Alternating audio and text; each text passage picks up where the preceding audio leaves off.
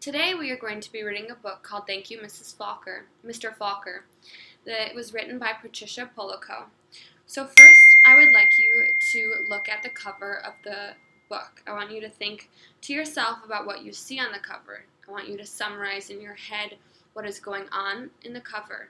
I also want you to look at the emotion of the girl. Does she look happy, sad, angry, frustrated, maybe confused? So for today's reading out loud lesson, we're going to be focusing on summarizing and symbolism. A summary is a brief description of what is going on in the text or the book that you're reading. Symbolism is the overall meaning, behind the scene kind of meaning of the book. So first, I would like you to write down a quick summary of the video about dyslexia that we watched earlier. Once you have written down the example, I want you to share it with a partner that is nearby.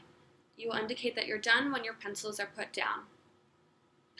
Now let's focus our attention back on the cover of the book. I asked you a few questions earlier about the book. I want you to answer them now by raising your hand. So what is going on in the book? Can you summarize what the teacher and the student are doing on the cover? And what are the emotions that the girl is showing on the cover? Now we will begin to read. The grandpa held a jar of honey so that the family could see, then dipped a ladle into it and drizzled the honey on the cover of a small book.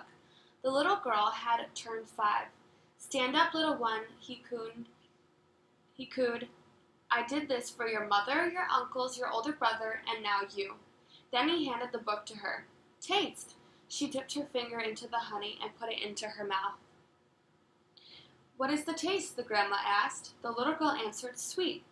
Then all of the family said in a single voice, "Yes, and so is knowledge, but knowledge is like the bee that made the sweet honey. You have to chase it through the pages of the book."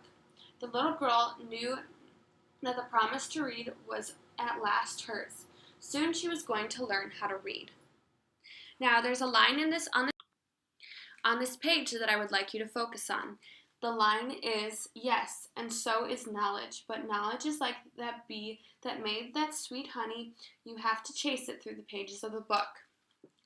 I would like you to think in your head and write it down in a notebook about what this symbolizes, what this line symbolizes, and then I would like you to talk with a partner about your what you believe the meaning behind this quote is. And then when you've done that, we will share some of those symbolisms with the class. Let's continue reading.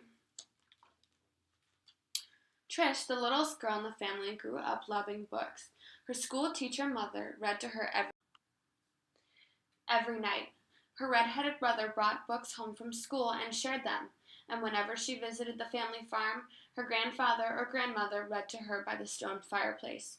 When she turned 5 and went to kindergarten, most of all she hoped to read. Every day she saw the children in the first grade cross the hall reading, and before the year was over, some of the kids in her own class began to read. Not Trisha. She still loved being at school because she could draw. The other kids would crowd around her and watch her do her magic with the crayons. "In first grade, you will learn how to read," her brother said. In first grade, Trish sat in a circle with the other kids. They were all holding Our Neighborhood, their first reader, sounding out the letters and words. They said boy and look. The teacher smiled at them when they put the sounds together and they got the word right. But when Trish looked at the page, all she saw was wiggly shapes.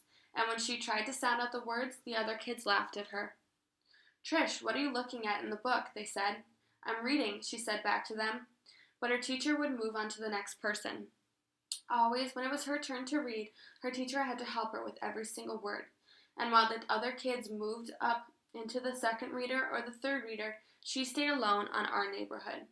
Trish began to feel different. She began to feel dumb. Now I would like you to write down in your notebooks a summary of the few pages that we just read together. Once you're done writing your summary, I would like you to share it with your partner that you had earlier, explaining why you wrote your summary and how you wrote it. and what your process was. And then we will share as a class some of those summaries.